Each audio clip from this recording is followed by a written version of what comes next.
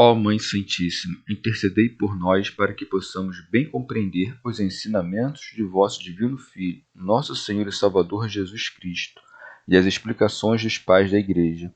Ó Virgem Imaculada, ofereço-vos este trabalho e peço que abençoais aqueles que o ouvirem, e que seja para a maior honra e glória de Deus. Amém.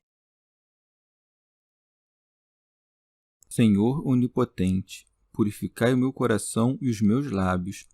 Vós, que purificastes os lábios do profeta Isaías com carvão em brasa, e dignai-vos, por tal modo, purificar-me com a vossa misericórdia, para que possa dignamente anunciar o vosso santo Evangelho. Por Jesus Cristo nosso Senhor. Amém. Senhor, abençoai-me. Que o Senhor resida no meu coração e nos meus lábios, para que anuncie digna e convenientemente o seu Evangelho. Amém. Evangelho de Nosso Senhor Jesus Cristo segundo São Lucas. O juiz iníquo e a viúva importuna. Jesus contou-lhes ainda uma parábola para mostrar a necessidade de orar sempre, sem jamais esmorecer. Havia numa cidade um juiz que não temia Deus e não tinha consideração para com os homens. Nessa mesma cidade existia uma viúva que vinha a ele dizendo: faze-me justiça contra o meu adversário. Durante muito tempo ele se recusou.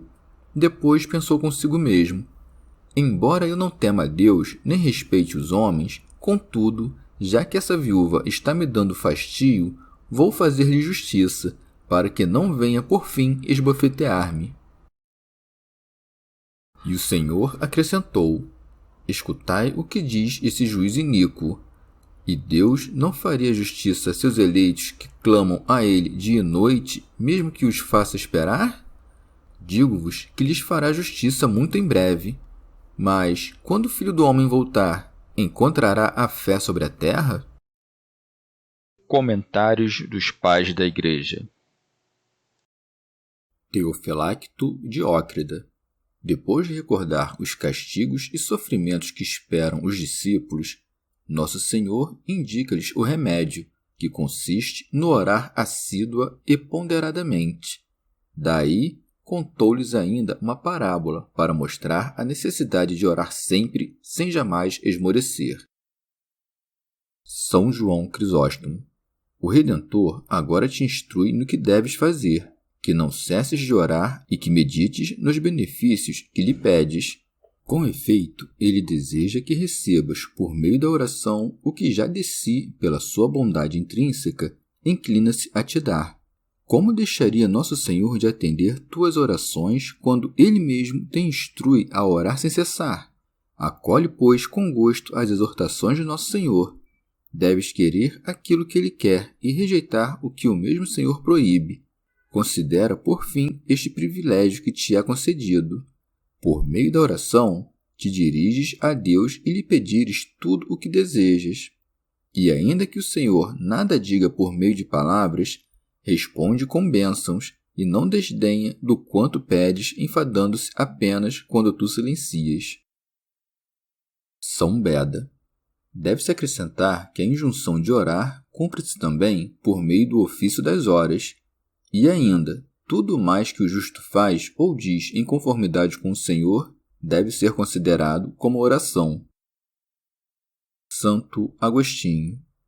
Nosso Senhor narra essas parábolas já para estabelecer uma comparação, como no caso do credor que, perdoando ambos os devedores seus, foi mais amado pelo que mais lhe devia, já para ressaltar um contraste, assim como diz: se Deus veste assim uma erva do campo, que hoje existe e amanhã é lançada no forno, quanto mais a vós, homens de pouca fé. É, portanto, não para comparar, mas para destacar um contraste que narra Nosso Senhor a parábola do juiz iníquo. Havia numa cidade um juiz que não temia a Deus e não tinha consideração para com os homens. Teofilacto Diócrida. Observa aqui que o agir impudente é indício de grande malícia. A maior parte dos homens, com efeito, embora não crentes em Deus, acham freio no respeito que nutrem pelos demais, tornando-se com isso menos propensos ao pecado. Quando, contudo, alguém põe de lado todo o pudor, conquanto apenas no trato com os homens, exalta o vício ao limite. Prossegue. Nessa mesma cidade existia uma viúva. Santo Agostinho. Ou então, esta viúva pode representar a mesma igreja, a esperar desolada Nosso Senhor, que olha por ela misteriosamente.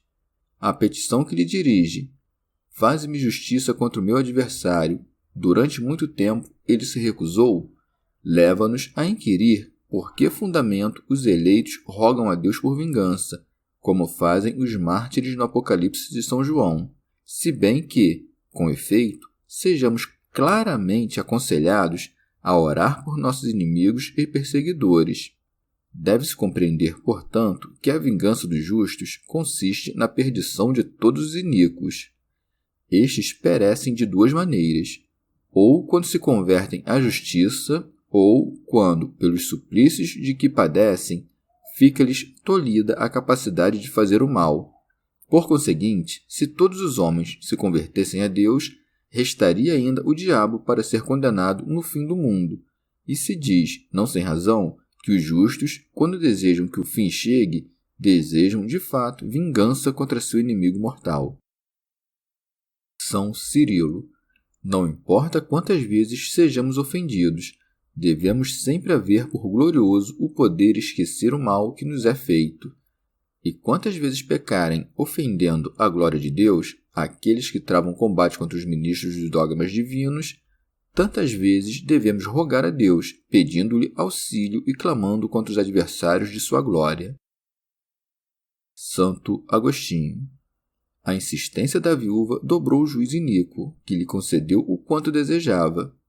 Depois pensou consigo mesmo: embora eu não tema a Deus, nem respeite os homens, contudo, já que essa viúva está me dando fastio, vou fazer-lhe justiça para que não venha, por fim, esbofetear-me. Portanto, fique seguro quem persevera na oração, porquanto Deus é a fonte da justiça e da misericórdia. E o Senhor acrescentou: escutai o que diz esse juiz iníquo. E acaso Deus não atenderia seus eleitos a lhe rogar noite e dia por vingança? Não teria com eles paciência? Teofilacto Diócrida. Como se dissesse: se a insistência dessa viúva pôde dobrar um juiz cheio de pecados, tanto mais podem nossas orações atrair a misericórdia de Deus, Pai de toda misericórdia. Pelo que segue: e Deus não faria justiça a seus eleitos que clamam a Ele dia e noite, mesmo que os faça esperar?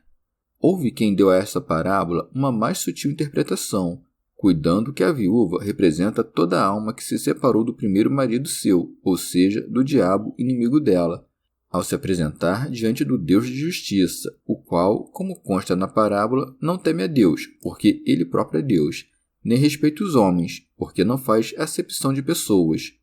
Condói-se o Senhor dessa viúva, isto é, da alma a lhe rogar contra o diabo, tomando sua defesa contra este. Depois de ter o Senhor dito que se deveria muito orar no final dos tempos, por causa dos perigos que então se dariam, acrescenta: mas, quando o Filho do Homem voltar, encontrará a fé sobre a terra? Santo Agostinho. Nosso Senhor refere-se aí à fé perfeita, que raramente se vê na terra. Eis a igreja do Senhor plena de fiéis. Se não houvesse fé, quem aí haveria de entrar? Quem, suposto tiver a fé perfeita, não moveria montanhas? São Beda. Não obstante, quando retornar o onipotente Criador na figura do Filho do Homem, os eleitos serão em tão exíguo número que o derruir do mundo será precipitado menos pelas súplicas dos fiéis do que pela indiferença dos demais homens. Não nos enganemos, no entanto, porque nosso Senhor não está aqui a perguntar, senão a recriminar. Do mesmo modo, procedemos quando usamos a forma interrogativa com o fito de repreender outrem, por muito que conheçamos de antemão a resposta, como sempre que dizemos ao servo: acaso não sou eu teu Senhor? Santo Agostinho. De maneira que nosso Senhor quis dar a conhecer que se nos falta fé, perde-se a oração. Portanto, creiamos para bem orar, e para que a fé não esmoreça, oremos. Por um lado, a fé produz a oração, por seu turno, robustece a fé. Chegamos ao fim de mais um dia de comentários da Catena Áurea. Muito obrigado por ficarem até aqui, que Nossa Senhora derrame suas graças sobre nós e até amanhã.